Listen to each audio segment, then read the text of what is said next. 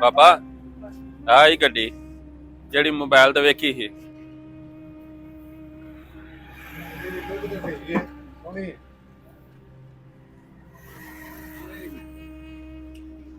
ਇਹ ਮੈਂ ਲੈਣੀ ਆ ਬਾਬਾ ਗੱਡੀ ਚਲਾ। ਬਾ ਗੱਡੀ ਮੈਨੂੰ ਲੈ ਕੇ ਦੇਣੀ ਆ, ਭਾਵੇਂ 50,000 ਵੱਧ ਦੇਣਾ ਪਿਆ, ਮੈਂ ਨਹੀਂ ਜਾਣਾ। ਠੀਕ ਹੈ ਪੁੱਤ, ਤੂੰ ਪਰੇਸ਼ਾਨ ਨਾ ਹੋ।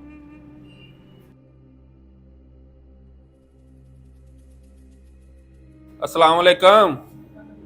वालेकुम सलाम, बैठो।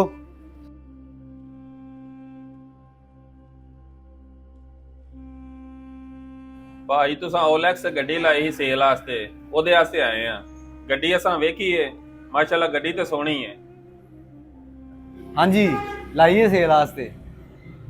बेचन ते दिल ते नहीं करता पिया, लेकिन मजबूरी सी, ओदी वजह तो बेचना पै गई है। गड्डी असी ना बुलबुल दे बच्चे हार रखी है। अच्छा भाई दी प्राइस की है? भाई गड्डी जिड्डी माशाल्लाह सोहनी है ना, ਉਹਦੇ ਹਿਸਾਬ ਨਾਲ ਤੇ ਰੇਟ ਉਹਦਾ ਕੁਝ ਵੀ ਨਹੀਂ ਹੈ ਮੰਗਣ ਦੇ ਅਸੀਂ। ਗੱਡੀ ਇੱਕ ਹੱਥ ਚੱਲੀ ਹੈ ਤੇ ਡਿਮਾਂਡ ਅਸੀਂ ਇਹਦੀ ਕਰਨੇ ਆ 32 ਲੱਖ ਰੁਪਏ।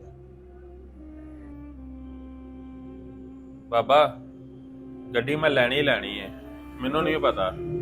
ਪਰ ਮਹਿੰਗੀ ਹੈ ਗੱਡੀ। ਮਹਿੰਗੀ ਦਾ ਨਹੀਂ ਮੈਨੂੰ ਪਤਾ, ਮੈਂ ਗੱਡੀ ਇਹੀ ਲੈਣੀ ਹੈ। ਇਹ ਹੀ ਲੈਣੀ? ਹਾਂਜੀ ਚਲ ਠੀਕ, ਕਰ ਲੈ ਗੱਲ ਫਿਰ। ਠੀਕ ਹੈ ਭਾਜੀ, ਤੂੰ ਪਿਆਰ ਮੁਹੱਬਤ ਵੀ ਕਰੋ।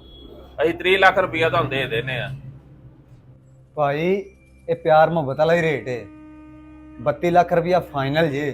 ਤੁਹਾਡਾ ਦਿਲ ਮੰਨਦਾ ਤੇ ਗੱਡੀ ਲੈ ਜਾਓ, ਨਹੀਂ ਮੰਨਦਾ ਤੇ ਤੁਹਾਡੀ ਆਪਣੀ ਮਰਜ਼ੀ ਹੈ।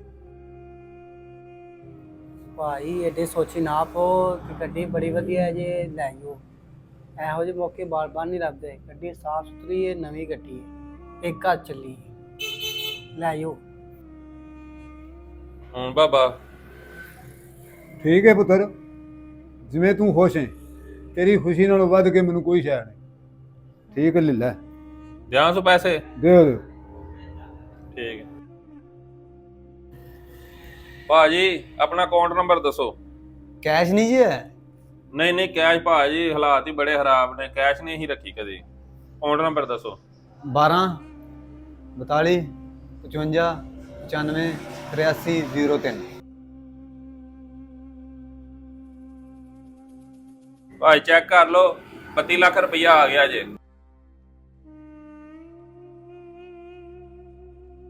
ਠੀਕ ਹੈ ਜੀ, ਓਕੇ। ਦਿਓ ਗੱਡੀ ਦੀ ਚਾਬੀ।